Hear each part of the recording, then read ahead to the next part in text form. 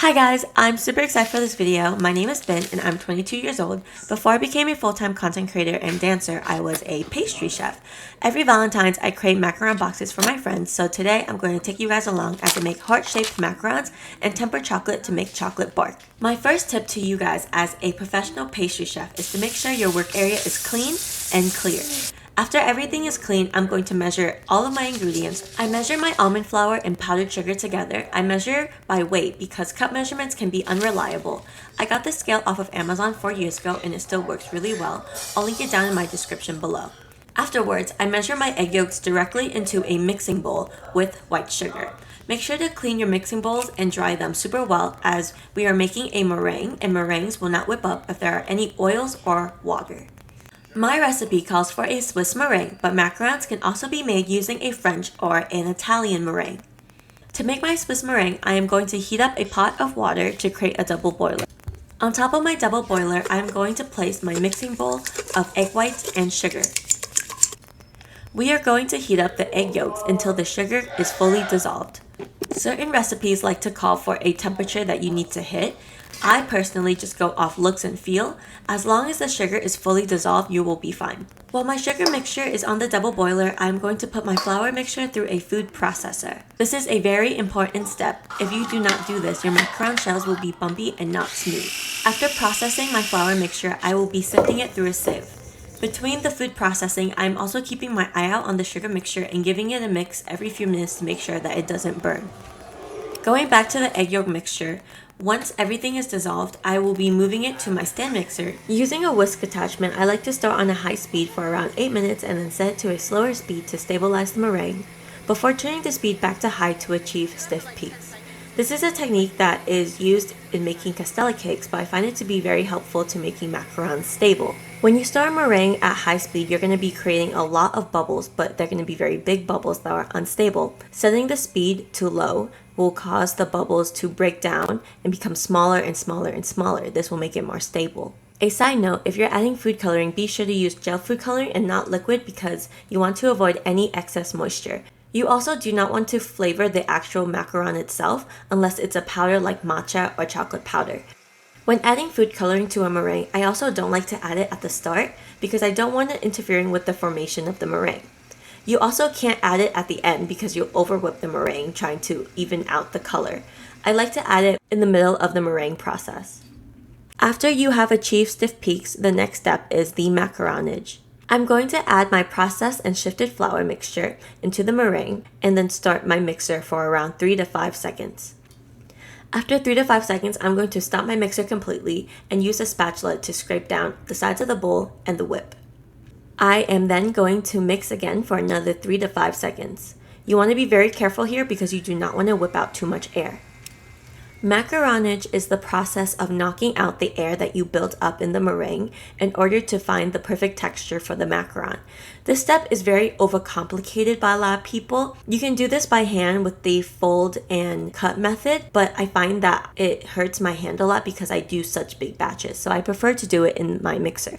I'm going to finish the macaronage off by hand just so I can control the final consistency of my batter. You want it to be flowing like lava. So originally this video was just supposed to be a cute baking vlog and not an educational video. So if you guys want a more in-depth video about the macaronage process, let me know and I'll make that for you guys. My biggest tip for first-time macaron makers is to under macaronage your batter instead of over mixing it. Because to be honest, undermixing is fine because all it's going to do to the batter is make it a little lumpy.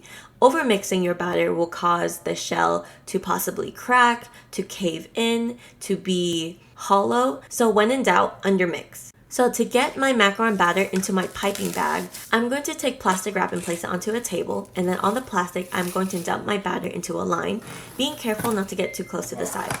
I'll take another plastic wrap to place on top, creating a makeshift bag.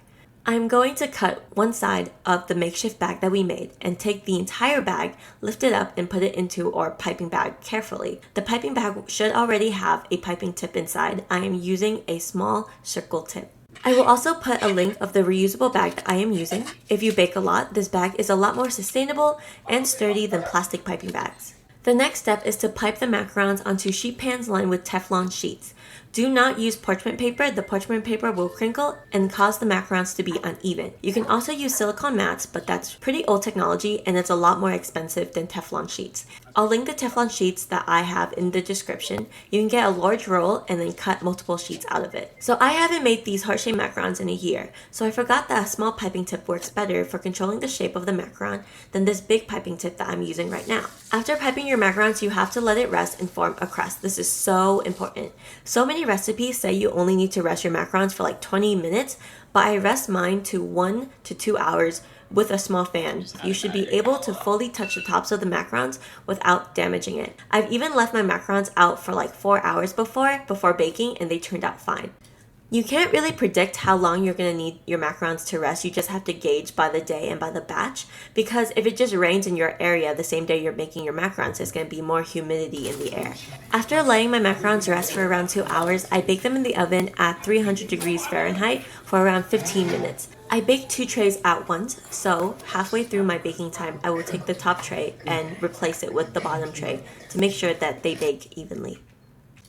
I ended up baking for 10 hours today because I made 2 batches of macarons and a bunch of chocolate cake, so I went to bed and started baking again the next day. On this day, I made my buttercream filling, filled my macarons, tempered chocolate, and packed my orders. I made a Swiss meringue buttercream, but I want this to be a macaron video, so I'm not going to explain how I made my buttercream in this video. When it comes to buttercreams, I like to use pasteurized egg whites because it's not getting fully cooked. 534 grams of sugar. Isn't that crazy? 534 grams of sugar. 534 grams of sugar? Yeah. I have slightly too much sugar in there, but it's fine. I'm trying to take it from the top before it hits the... It's only 5 grams more, so we're good. Second batch. Here. 240 exactly, bro. I'm a god or something. Come on. Oh. How many more do you need? 100 more. Then I forgot to put water in and start heating up. What are you doing? I actually don't know if this shit fits in here. No.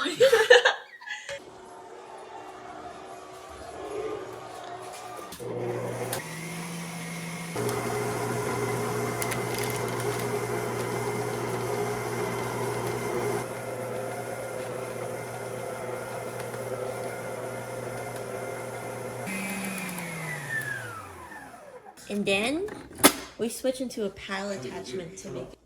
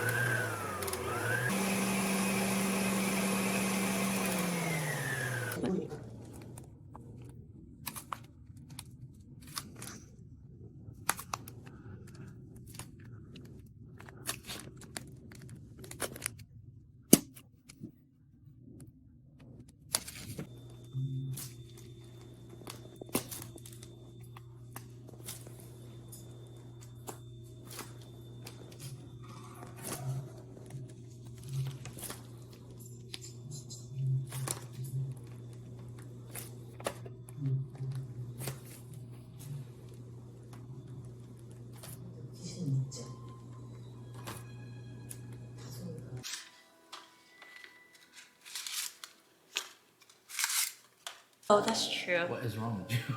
I just done.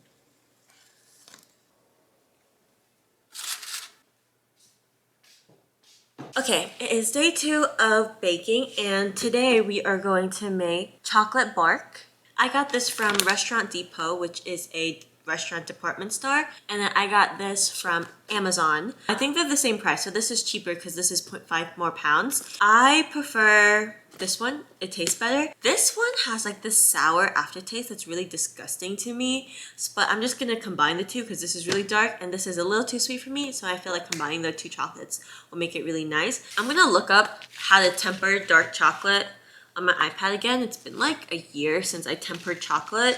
A TLDR to tempering chocolate is, so chocolate has 6 different molecule patterns that it can have. There's one pattern that's better than all the other patterns, and that pattern is what makes chocolate snap and shiny and not melt in room temperature. In order to isolate that pattern, you have to take the chocolate to a certain temperature and agitate it. Do you know how like sugar crystals have a certain form? If you agitate, it'll make the sugar around it crystallize in that same structure. Same science. So if you have a batch of untempered chocolate and you add tempered chocolate into it and agitate it, the tempered chocolate is going to temper the untempered chocolate. But you have to do it in like a 10-degree window, and if you go above or below those temperature, it can cause it to not be tempered correctly. And because I'm going to be doing dark chocolate and milk chocolate, I'm going to be looking at 115 degrees Fahrenheit to melt. You want to cool it down to 80 degrees Fahrenheit, and then you want to melt it back up to 88, and that's going to be working temperature. Okay, I think tabling is just the funnest method, so I'll just do the table method. Oh, this is heavy. It's straining my wrist. Chocolate hates water. Though I don't like this method a lot because the steam that's coming from the side of the bowl can go into the bowl itself. While this heats up, I'm gonna go fill this with chocolate. It says dark chocolate. And 12 ounces of semi-sweet dark chocolate. I love this Velcro, bro. Wait, zoom in on this Velcro. It's so nice.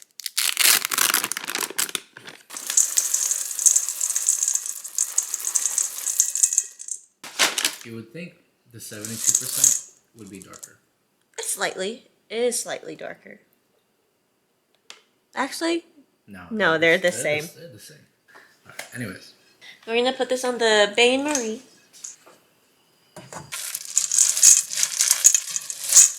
I love chocolate, bro. I love working with chocolate. So fun. But it's like a lot of work if you don't have the right equipment and environment. Chocolate's messy. That's for sure. The bowl itself is at like 130, but the chocolate's only at like 110. Why do you have to keep agitating it? So it doesn't burn. I'm gonna hit 122 just because it is mostly dark chocolate. There's like different structures in the chocolate now. You see different colors, streaks of different colors in the chocolate. Taking this off the heat. So now What you don't want it to do is to make direct contact with the table because the table is really cold. Okay, we're at 124. It's a good temperature. Pour it out on the table.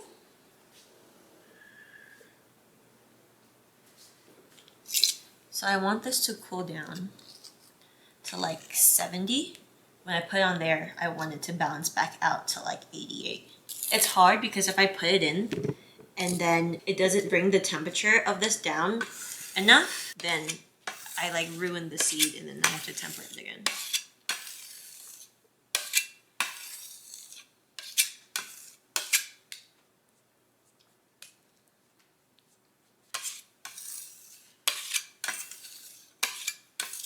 wait, are you putting this back in there? Mm-hmm. Oh. Okay. So it's solidifying. That's good.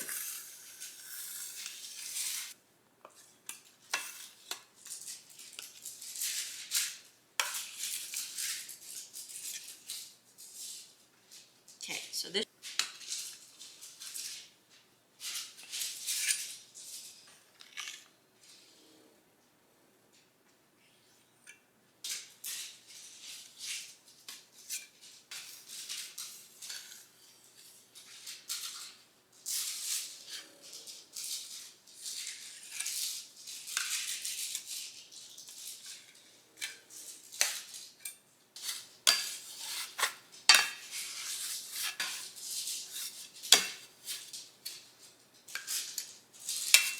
So this is cooling down rapidly. I don't know if it's cooling down enough because it's at 96 still. I don't think it's because chocolate is supposed to be tempered as it comes. I'm gonna try this before I restart. Don't know yet. Okay, I'm gonna take this back to the heat and reheat it up a little more. So I just want to bring it back to like 86. Chocolate's just a lot of mixing. Because that took it to 83. I want to go to 88.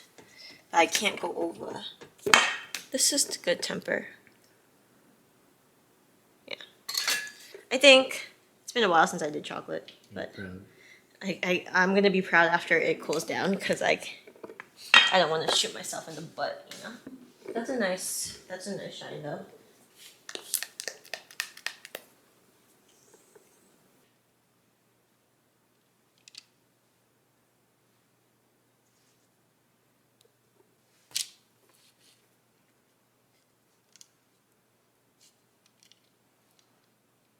I might need another.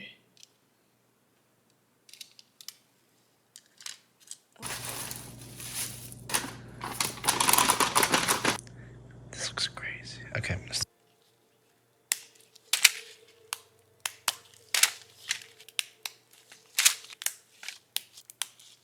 3, 2, 1. 3, 2, 1.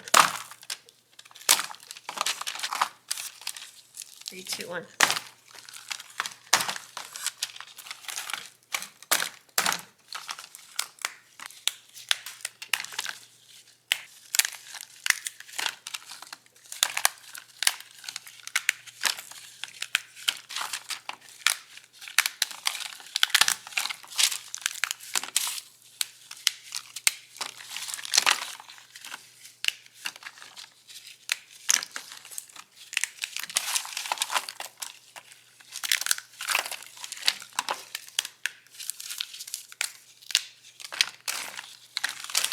Ta-da!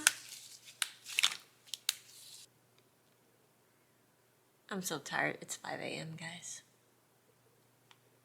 Okay, let's package these.